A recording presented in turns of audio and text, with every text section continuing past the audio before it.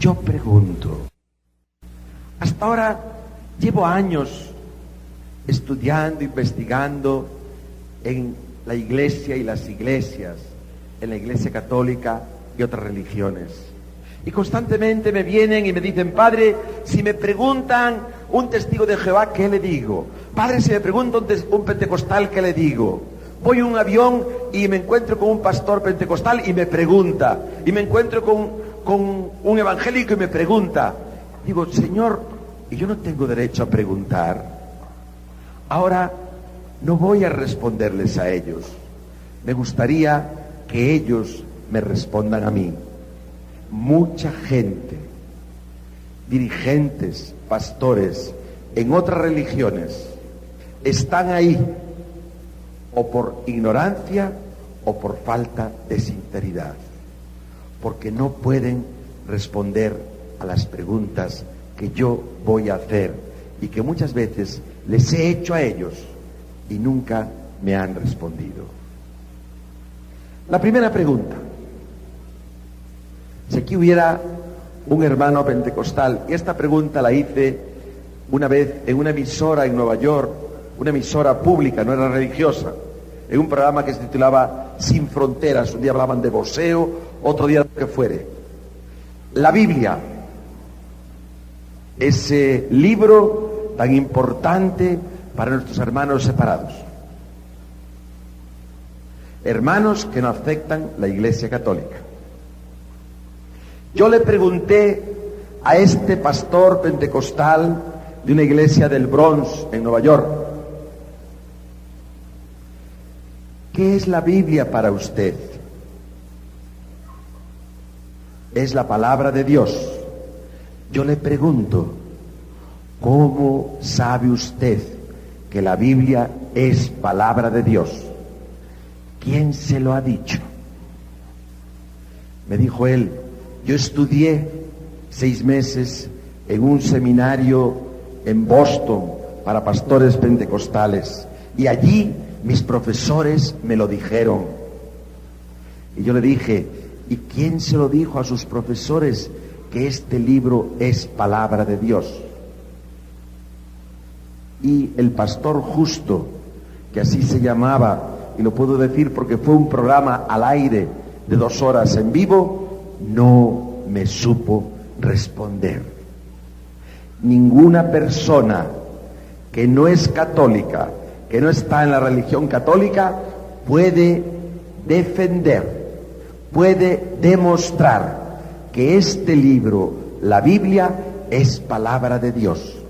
A esta pregunta no tienen respuesta. Nosotros sí la tenemos. ¿Saben por qué? Porque creemos que Jesús envió el Espíritu Santo a la Iglesia católica. Fíjense ustedes, cuando no había ninguna de las religiones que existen hoy, recuerden que la más antigua tiene 550 años. Resulta que Jesús muere, resucita y no deja nada escrito. Los discípulos de Jesús y la gente que convivió con Jesús creyeron que su venida iba a ser ya, ahorita ya, y no se molestaron en escribir. Pero al ver que se iban muriendo los testigos que habían conocido a Jesús, entonces empezaron a recopilar testimonios por las diferentes comunidades. Y entonces aparece el primer evangelio, el de Marcos. Por eso ustedes verán que es más chiquito que los otros. Más tarde viene Mateo y viene Lucas y van recopilando, ya conociendo el evangelio de Marcos, y van completando más los evangelios. Mucho más tarde viene San Juan y hace ya una reflexión teológica de Jesús y de su mensaje. Pero al mismo tiempo hubo otros hombres que hicieron también y escribieron otros evangelios. Por ejemplo, el evangelio de Tomás. Hubo otros hombres que escribieron cartas a las comunidades. Y entonces empezó a haber un montón de literatura, de libros, que todos decían que eran palabra de Dios. Entonces la Iglesia católica, la única que existía entonces, existían otras sectas que desaparecieron. La única que perseveró es aquella de la que dijo Jesús: y las fuerzas del infierno no la podrán vencer. Las demás fueron vencidas con el tiempo. Pues bien, la única iglesia de las de hoy que existía es nuestra iglesia. Se reunió en concilio ecuménico, los obispos sucesores de los apóstoles, presididos por el Papa, y determinaron qué libros eran inspirados por el Espíritu Santo y qué libros eran lo que se llama apócrifos. Los libros apócrifos significa no auténticos, por lo tanto, no de Dios, no inspirados. Ustedes pueden comprar la edición de los libros apócrifos. Se puede comprar y se puede leer. Por ejemplo, se nos cuenta en uno de estos evangelios apócrifos, por lo tanto no auténticos, que cuando el niño Jesús, pequeñito, dice que tenía 6 mesitos nada más, iba expulsado, emigrante a Egipto, de repente aparece un dragón en el camino que se quiere tragar a la Virgen y a San José. Y el bebito, niño Jesús con 6 meses, luchó contra el dragón y salvó la vida de sus padres. Esto está en uno de los evangelios, que no es auténtico.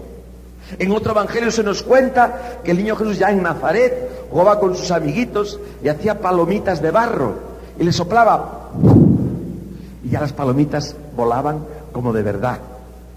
Esto está en un evangelio apócrifo y cantidades de cosas. Entonces, la Iglesia católica, inspirada por el Espíritu Santo, asistida por el Espíritu Santo, reunidos los sucesores de los apóstoles, el sucesor de Pedro dijo: estos libros son auténticos, son inspirados y estos no. Y aquí está la Biblia. La Biblia fue decidida por la Iglesia católica qué libros eran inspirados y qué libros no. Cuando un pentecostal trae una Biblia debajo del brazo, trae unos libros que la Iglesia católica decidió que eran inspirados. Cuando un testigo de Jehová te lee un texto de la Biblia, es la Biblia que nació en la Iglesia católica. Ahora, hermano separado, si tú no crees en la Iglesia católica, si dices que la Iglesia católica es mentirosa, si dices que la Iglesia católica es lo peor, Babilonia, lo que quieras, no sigas lo que dijo la Iglesia católica. ¿Cómo vas a creer tú que la Iglesia católica acertó en decir que estos libros son inspirados por el Espíritu Santo? Si es una mentirosa, si es una pecadora, si es una bestia. Por lo tanto, no, busca otra Biblia en otro sitio, no en la Iglesia católica. Pero esta Biblia, la que existe en todo el mundo, sea de la religión que sea, nació en la Iglesia católica, la única que existía entonces. Este es nuestro libro, mis hermanos, este es el libro de nuestra familia, y el que lo tiene de nosotros lo ha tomado. Tienen todo el derecho, gloria a Dios, pero yo creo que este libro es inspirado, porque creo que la Iglesia católica, asistida por el Espíritu Santo, no se pudo equivocar. Y por eso cuando leo digo, palabra de Dios. ¿Por qué? Mi iglesia me dijo que este libro o estos libros son palabra de Dios.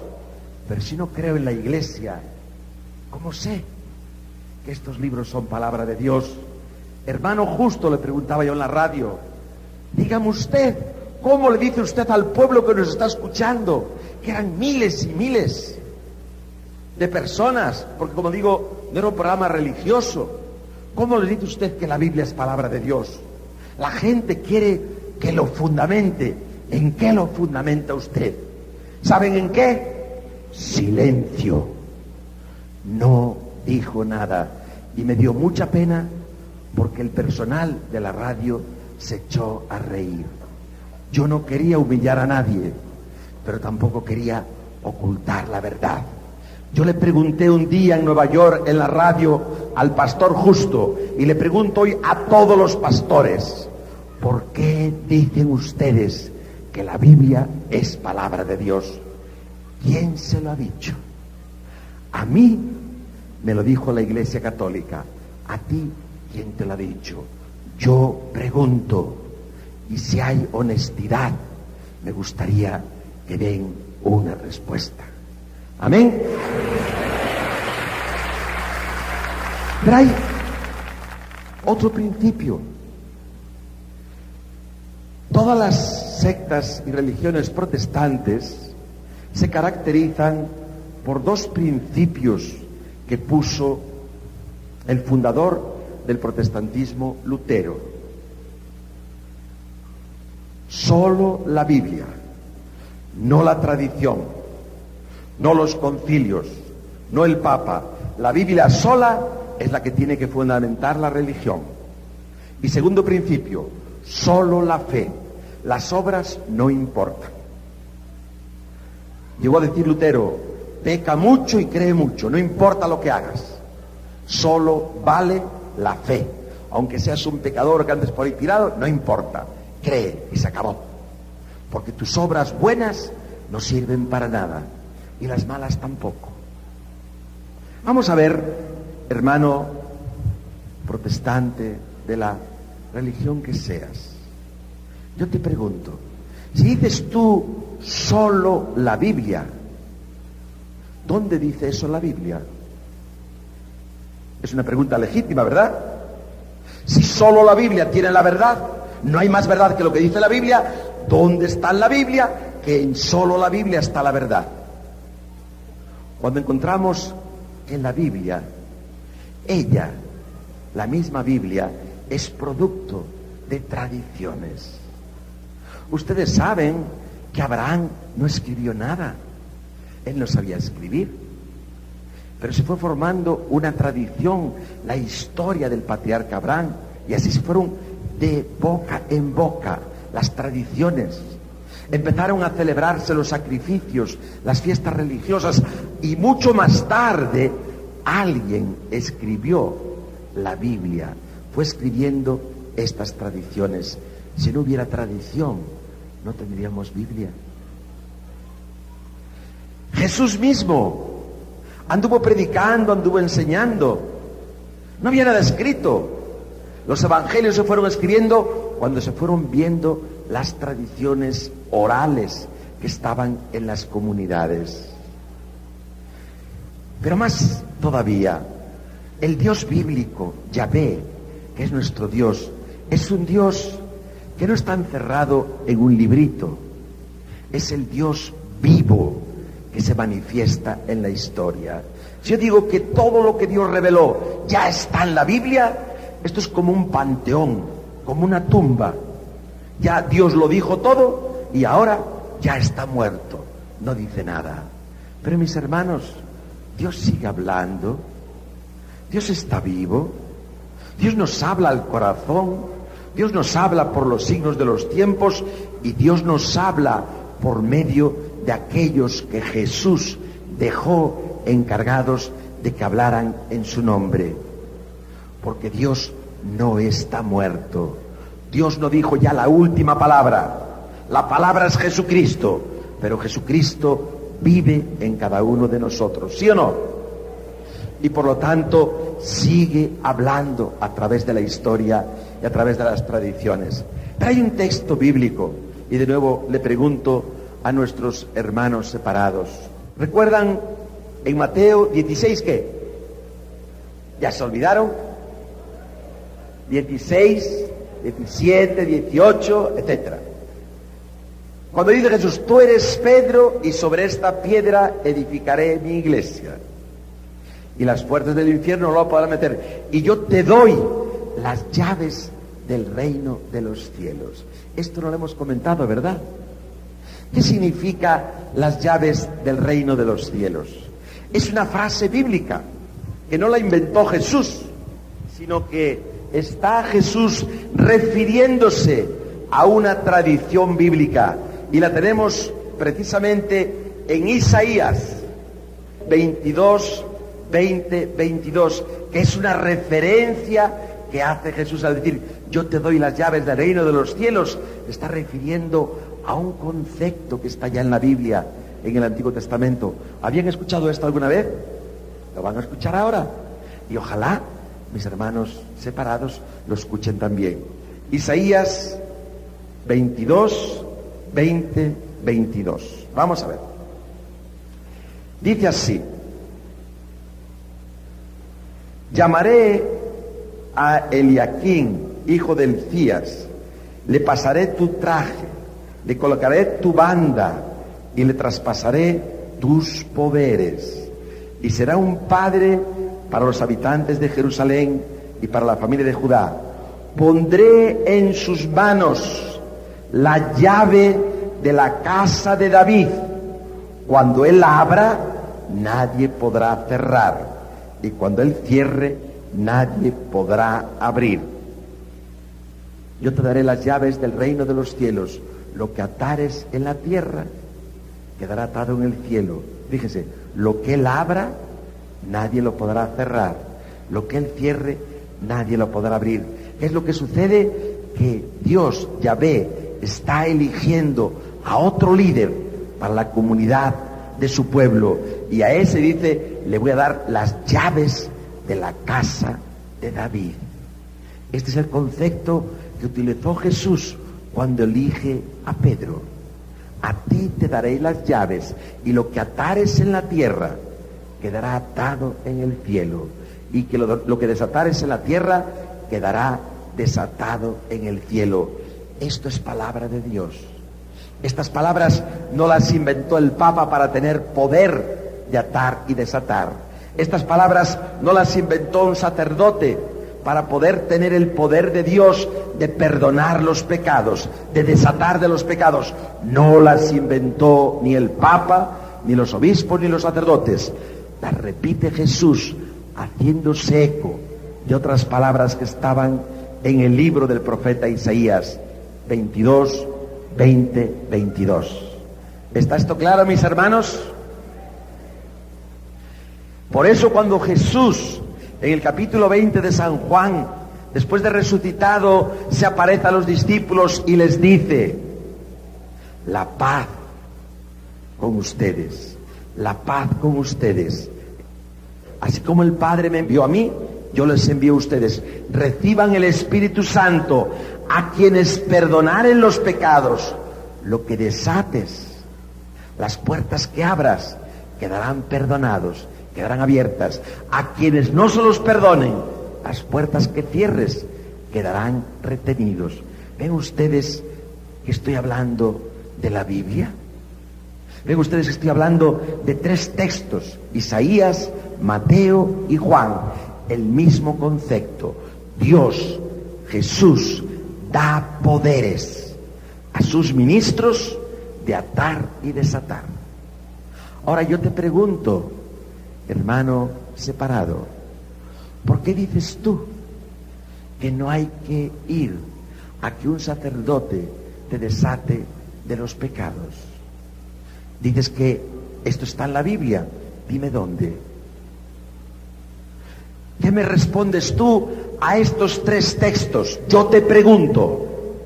Isaías 22, 20, 22. Mateo 16, 17 y siguientes. Juan 20. ¿Qué me respondes a esto? Yo pregunto. Y creo que si hay alguien que es honesto, tiene que enfrentarse con la verdad y responder. Yo comprendo que hay mucha gente en otras religiones que no sabe, que solamente saben de la Biblia aquellos textos que le han enseñado. Pero yo también sé que hay gente en otras religiones que han estudiado en universidades, que han hecho doctorados. ¿Y por qué no saben esto? Yo te pregunto, ¿no lo has estudiado en la universidad? te invito a que lo estudies y después que respondas. Pero tienes que dar la respuesta que se da en mi iglesia católica, porque es la única respuesta que puedes encontrar en la Biblia. Amén. Si esto no se hace, mis hermanos, digo lo que dije al principio, quizás es ignorancia, quizás es falta de sinceridad.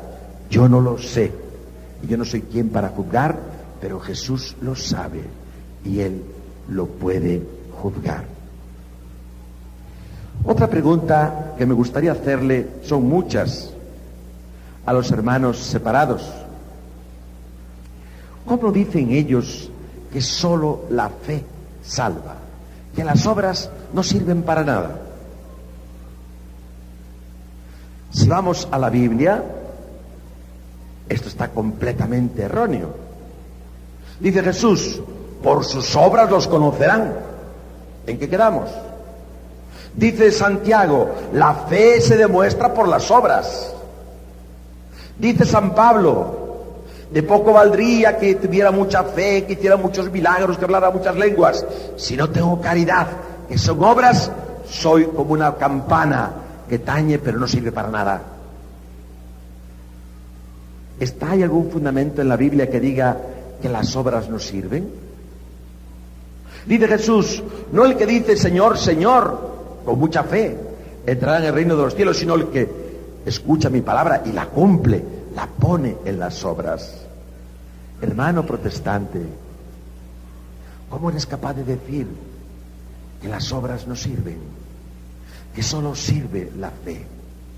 Más todavía, Jesús mismo quiso demostrar que son las obras. Él podía habernos salvado solo por la fe, pero quiso salvarnos por la obra redentora en la cruz. ¿Cómo me dices tú que las obras no sirven? Que solo sirve la fe. ¿Y cómo me dices tú entonces por qué Jesús dice que cuando llegue el juicio final le dice, vengan, que tuve hambre y tus obras me dieron de comer? Tuve sed y en tus obras me diste de beber. Estaba desnudo y por tus obras hiciste esto.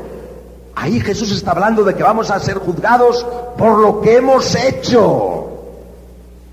No por lo que hemos rezado, por lo que hemos creído. Ay, yo creo en el Señor es el Todopoderoso, es el Dios del universo, santo, santo. ¿Y cómo vives en la práctica? Por tus obras te va a juzgar el Señor. Y no lo digo yo, lo dice Jesús. Está bien claro, tuve hambre, tuve sed, estaba desnudo, estaba en la cárcel. Estos son, ¿qué son? Fe, son obras.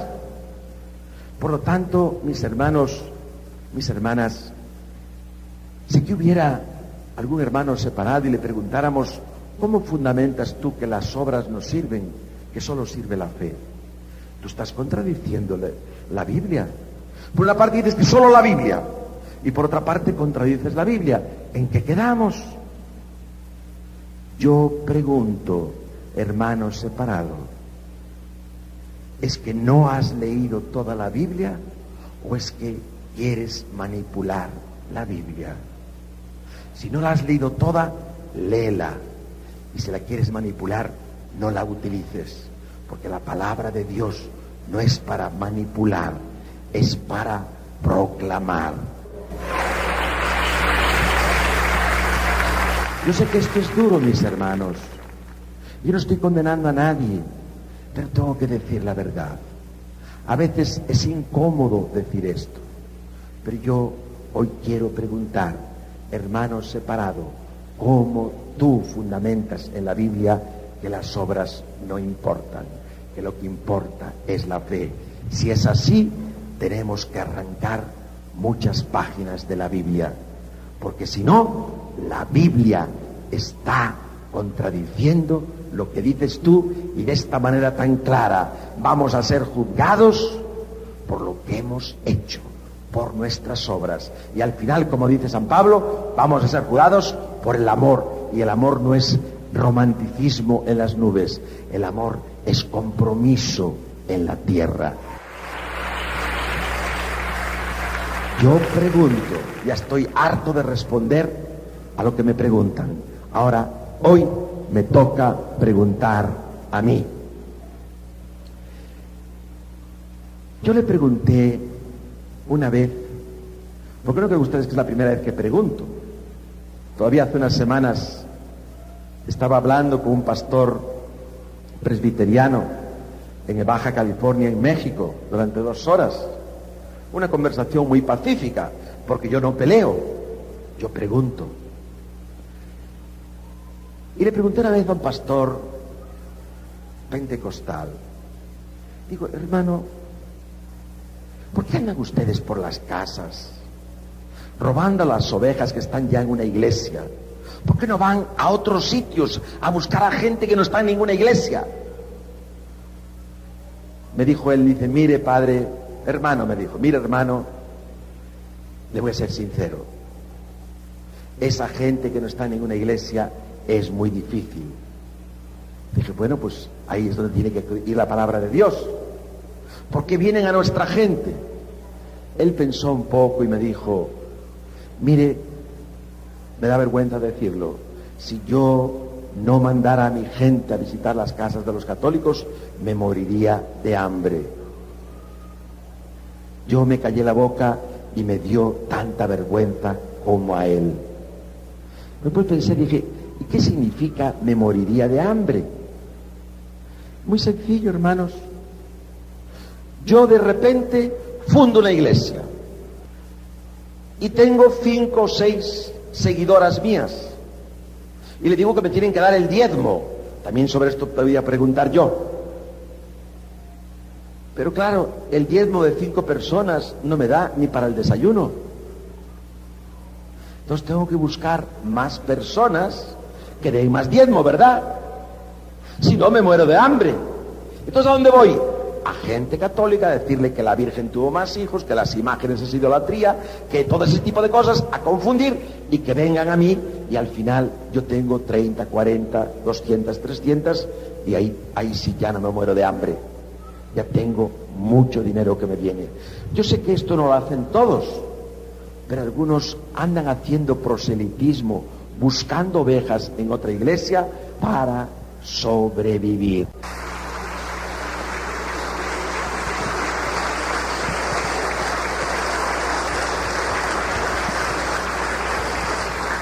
Y pregunto más, hermanos, ¿en dónde fundamentan ustedes que se pueden escribir folletos calumniosos contra los católicos?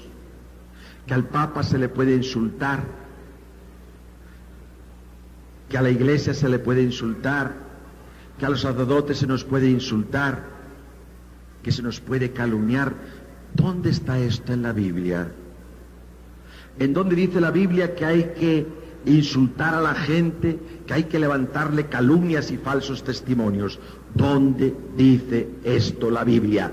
Yo pregunto, lo que sí dice la Biblia, por sus actos los conocerán. Si calumnias, eres un calumniador. Y si tu iglesia calumnia, esa iglesia no tiene mucho que ver con Jesús, que no es el Dios de la mentira, es el Dios de la verdad.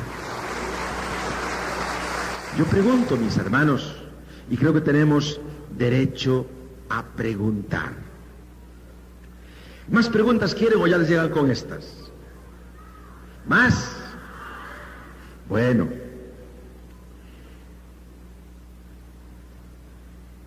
¿Por qué tantos hermanos separados se empeñan en anunciar el fin del mundo? A mí me pasó, uno cuando viaja, pues le pasan muchas cosas raras. A mí me pasan muchas cosas raras en los aviones. Era en el año 1999 y era ya a mediados de noviembre.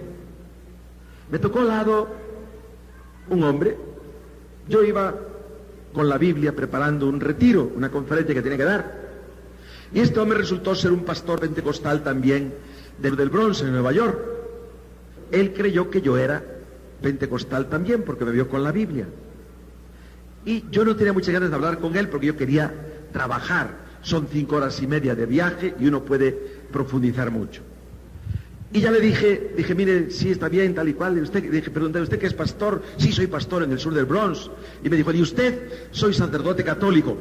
Quedó tieso. Y entonces me dejó de hablar. Dije, bueno, pues voy a hablarle yo. Y dije yo, sí, no se asuste, soy sacerdote católico.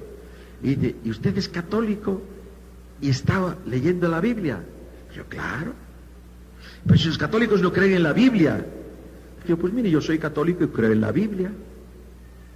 Y me dice él, ¿y cree usted en el fin del mundo? Dije, no. Y se echó a reír y dice, ¿ve usted? Ya decía yo, usted católico no cree en la Biblia, porque el que cree en la Biblia cree en el fin del mundo. Y yo no tenía ganas de discutir, no tenía ganas de preguntar ni de responder. Pero en este caso pregunté, yo pregunto, hermano, ¿y cuándo va a ser el fin del mundo? Le pregunté yo. Y él me respondió, el 31 de diciembre, no de este año, cuidado, no tenga miedo, del año 1939. Y dije yo, qué interesante.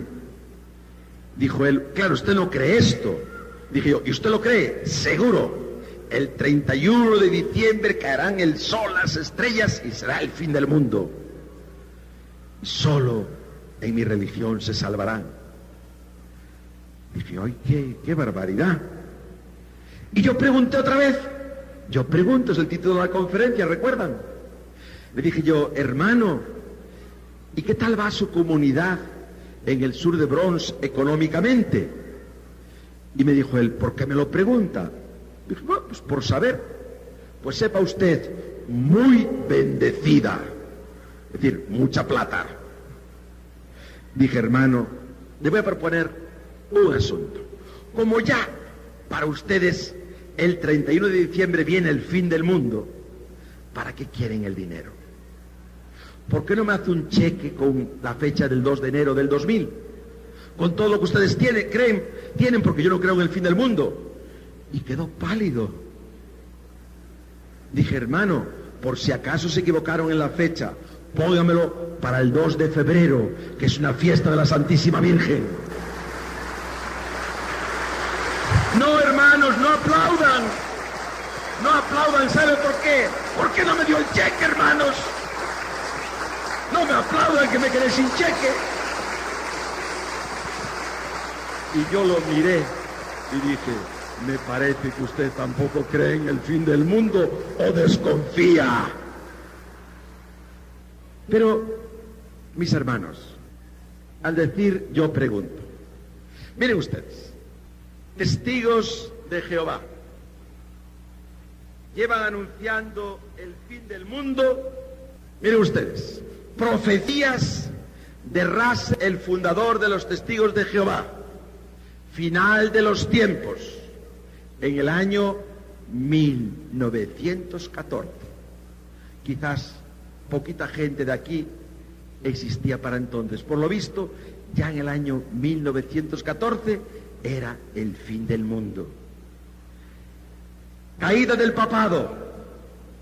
En el año 1914 dice, la extinción final de la jerarquía falsa, próxima a la terminación del día de la ira, que terminará con el año 1914. Por lo visto, Juan Pablo II debe ser del 1913, porque no terminó todavía. A lo mejor andamos un siglo adelantados nosotros. La batalla de Armagedón, esa que habla la Biblia, ocurrirá en el año 1915. Y después de esto, como no vino el fin del mundo, lo siguen anunciando para otra fecha, para otra fecha. Ahora para el año 2000 había un predicador en Florida que tenía miles de personas, 4 o 5 mil personas, y que estuvo todo el año 1999 anunciando el fin del mundo. Pobrecito, ¿por qué anunciamos el fin del mundo? Es que Jesús, hermano separado, ¿vino a anunciar el fin del mundo o vino a anunciar el comienzo de un mundo nuevo, de unos cielos nuevos y una tierra nueva. Es que para aquellos que vamos a resucitar por la gloria de Dios, ¿existe el fin del mundo, mis hermanos? Para ustedes que creen en Jesús y para mí, ¿existe el fin del mundo? Las estrellas caerán, el sol caerá, pero nosotros volaremos por encima de las estrellas, porque hemos nacido para la vida, hemos nacido para la resurrección.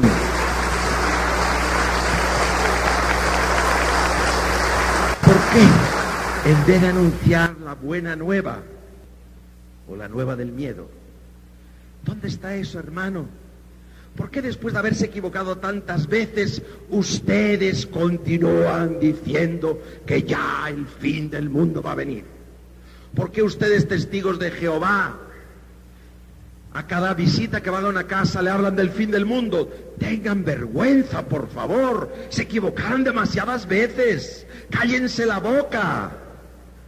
Cuando dice Jesús que el final ni el Hijo del Hombre lo sabe, ¿cómo lo saben ustedes?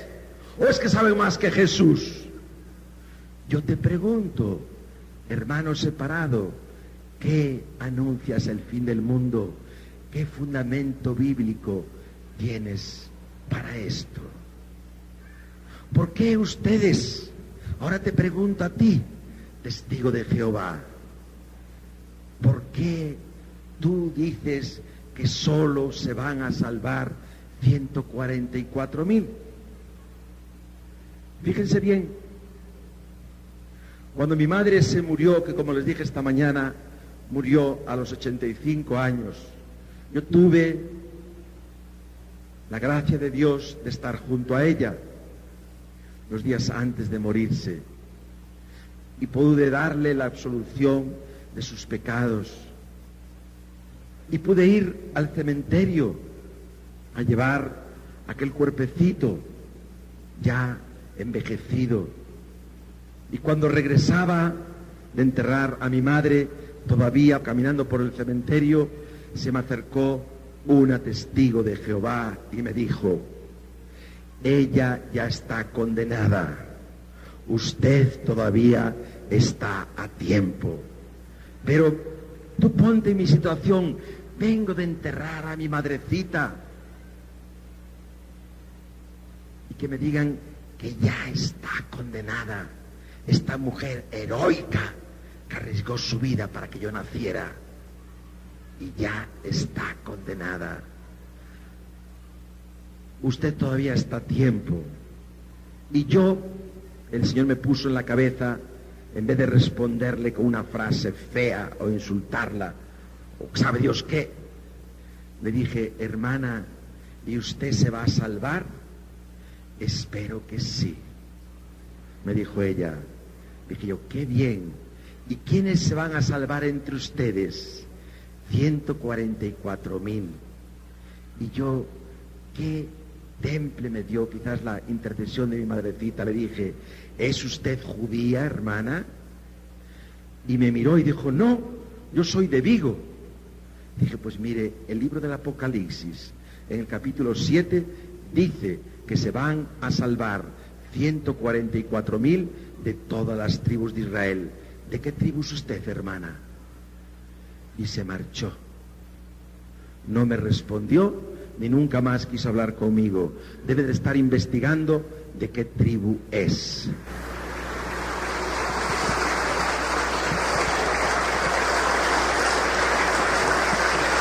Pero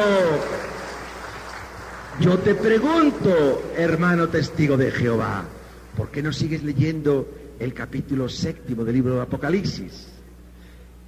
Se van el número de los salvados, 144,000 de las 12 tribus de Israel. Después de esto, continúa el libro del Apocalipsis, que este texto a mí me fascina, es de los textos favoritos míos. Después de esto vi un gentío inmenso, imposible de contar, de toda raza, de toda nación, de toda lengua, todos en pie, con palmas en las manos, alabando y gritando al Cordero: gloria, alabanza, honor por los siglos de los siglos.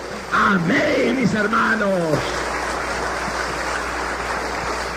Qué bonito este texto.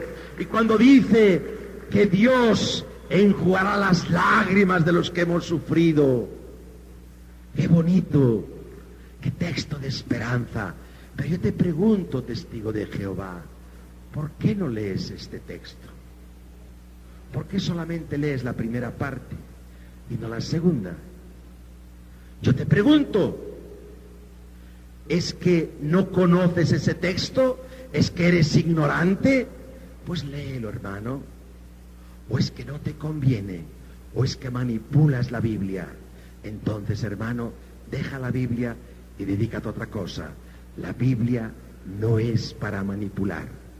Yo te sigo preguntando, ¿tengo razón o no tengo razón, mis hermanos? Estoy hablando con la Biblia en la mano. No estoy inventando nada. No he citado a Juan Pablo II, no he citado a un obispo, solamente cito las palabras bíblicas del Espíritu Santo. Amén. Bien, seguimos preguntando, ya no pregunto más. Ya lo dejamos. Pregunto más. Pero nadie me responde, mis hermanos. Bueno, pues miren, tengo aquí más preguntas, voy a ver cuáles cojo porque no puedo leerlas todas, preguntar todo lo que yo quisiera.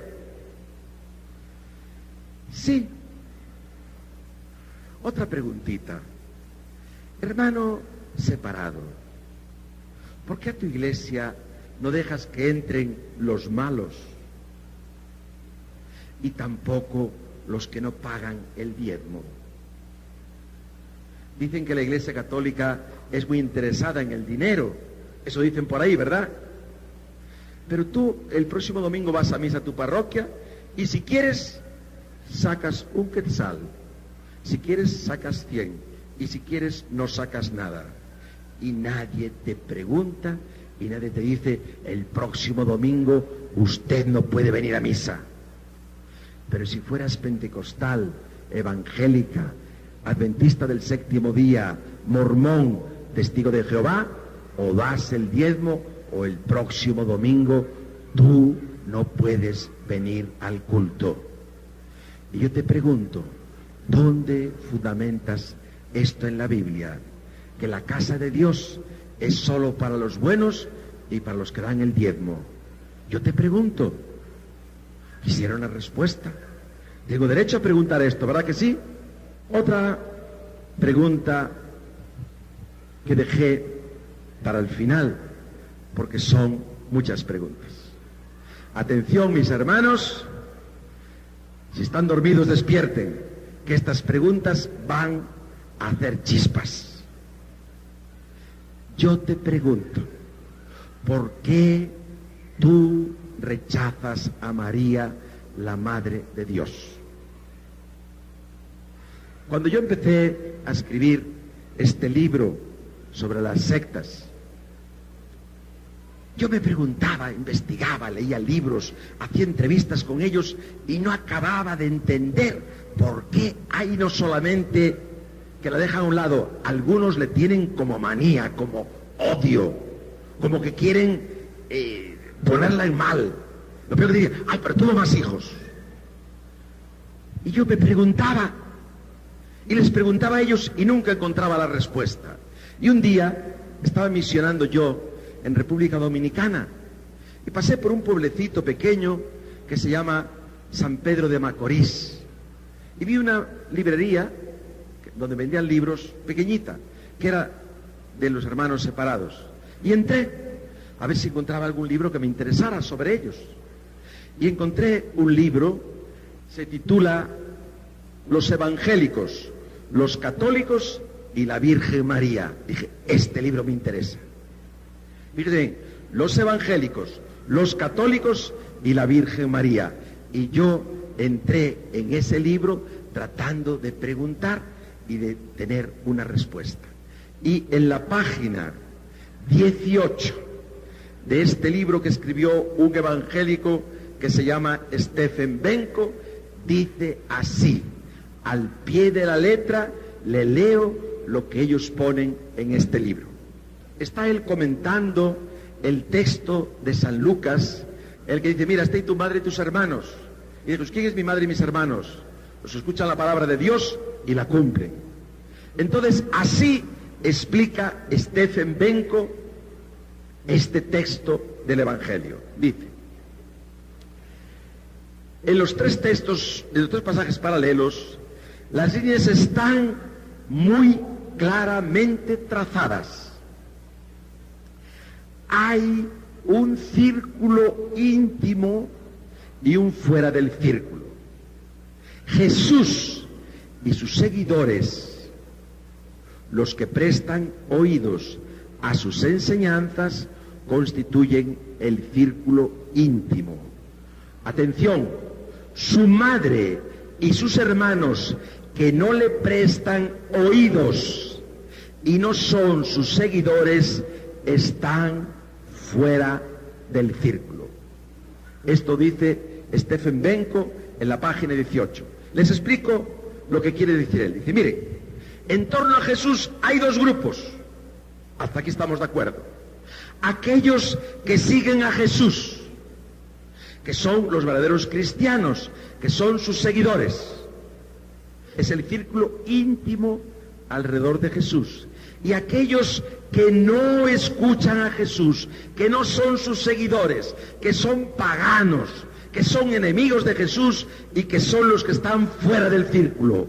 Su madre y sus hermanos están fuera del círculo. Por lo tanto, la Santísima Virgen María es pagana. La Santísima Virgen María es mala porque no escucha a Jesús ni es seguidora de sus enseñanzas. Esto lo dice Stephen Benko. Y yo te pregunto, Stephen Benko, tú has dicho que María, la madre de Jesús, no es su seguidora, no es cristiana, por lo tanto. Está fuera del círculo, es una pagana, es una materialista, lo que quieras. Ahora yo te pregunto, ¿cómo es posible que en el capítulo 1 del mismo Evangelio de San Lucas, el ángel le diga, Dios te salve María, estás llena de gracia, llena del amor de Dios? ¿Cómo un ser humano lleno del amor de Dios va a ser enemiga de Jesús? Yo te pregunto. Más adelante dice el ángel, tú eres la favorecida del Señor. ¿Cómo va a ser la favorecida del Señor la mujer que rechaza al Señor? Más adelante, en el mismo Evangelio de San Lucas, se nos dice que entró María a casa de Isabel, María llena del Espíritu Santo. No tuvo que esperar a Pentecostés para llenarse del Espíritu Santo, y está en la Biblia, en el Evangelio de San Lucas, en el capítulo 1, y dice que al entrar ella contagió a su hijo en el del Espíritu Santo, y Juan el Bautista, que estaba en el vientre de Isabel, empezó a brincar, a pegar saltos de gozo, de alegría, al llenarse del Espíritu Santo. ¿Cómo una mujer que rechaza a Jesús va a contagiar al Espíritu Santo? ¿Qué me respondes a esto, Stephen Benko? Yo te pregunto. Quiero una respuesta. Si eres doctor, tienes que haber leído el Evangelio de San Lucas. Y una de dos, o ignoras este texto o lo estás manipulando. Y como más adelante, en este mismo Evangelio de San Lucas, Santa Isabel, llena del Espíritu Santo, porque está en la Biblia, le dice, bendita tú entre las mujeres. ¿Cómo puede ser bendita la mujer que rechaza a Jesús? Yo te pregunto, y quiero una respuesta, porque no podemos seguir engañando al pueblo de Dios, manipulando el Evangelio. Y más adelante, en este mismo Evangelio de San Lucas, la Santísima Virgen, esa jovencita llena del Espíritu Santo, dice, engrandece mi alma al Señor, se alegra mi espíritu en el Dios que me salva. El que no acepta a Jesús, no lo puede salvar Dios, porque ha rechazado a Jesús, que es el Salvador, el único. Y como dice esta jovencita, que el Señor ha hecho guía maravillas, La única maravilla grande que el Señor hace en nosotros es la maravilla de la fe. ¿Qué maravilla va a hacer en una persona que rechaza a Jesús? Yo te pregunto. Y más adelante, la Santísima Virgen profetizando, dice: desde hoy me llamarán dichosa todas las generaciones.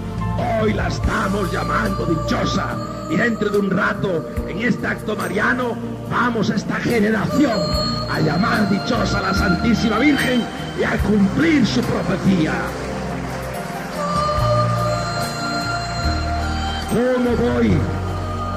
¿Cómo voy a llamar dichosa a la mujer que está fuera del círculo, que rechazó a Jesús? Escuchen de nuevo el texto de este evento y vean.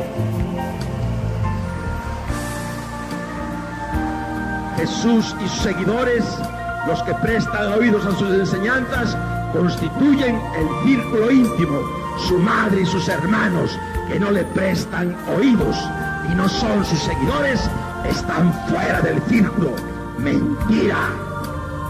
Yo te pregunto, lee la Biblia y explícame esos textos que te he citado. Podía citar más. San Juan en las bodas de Caná.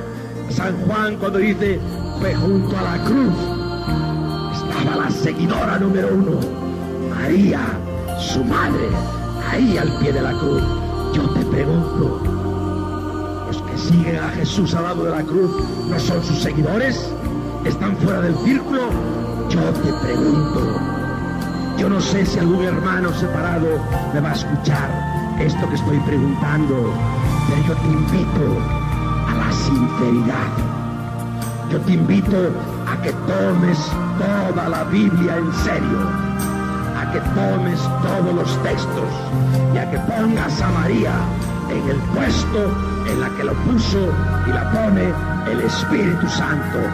Esa mujer que hace 2000 años estuvo orando alrededor de los apóstoles hasta la venida del Espíritu Santo, que les llenó de fuego y les lanzó a anunciar el Evangelio. Fíjense qué coincidencia. María, llena del contagio del Espíritu Santo, al precursor de Jesús.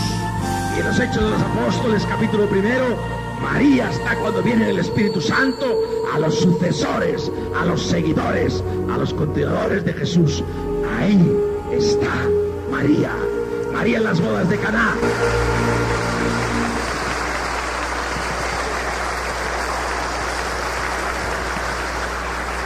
María en las bodas de Caná intercede para que el agua se convierta en vino, para solucionar un problema familiar. Y al final de las bodas de Caná, de este capítulo, dice: este fue el comienzo de las señales milagrosas. Lo hizo en Caná de Galilea. ¿Por intercesión de quién, mis hermanos? Allí manifestó su poder y sus discípulos creyeron en él. La fe de los discípulos comienza por una señal milagrosa que hizo Jesús por intercesión de la Santísima Virgen María. ¿Está esto en la Biblia, sí o no? Pero más todavía, al final del Evangelio de San Juan, en esa noche oscura del Viernes Santo, solo hay un discípulo que sigue a Jesús, y Jesús se le encomienda a la mujer que le dio a él la carne y la sangre: he ahí a tu madre. Y desde ese día el discípulo la llevó a su casa. María al comienzo de las señales milagrosas, y María en el día de la prueba, en el día de la hora. María siendo intercesora para la fe de los discípulos, y María siendo la madre protectora de la fe de los discípulos. Yo te pregunto, hermano protestante, ¿por qué rechazas a María? ¿Por qué calumnias a María? ¿Por qué a veces insultas a María? Toma la Biblia, léela y después dime si eso es honestidad. Yo te pregunto, no quiero ofenderte, no quiero acusarte, te quiero invitar a la sinceridad.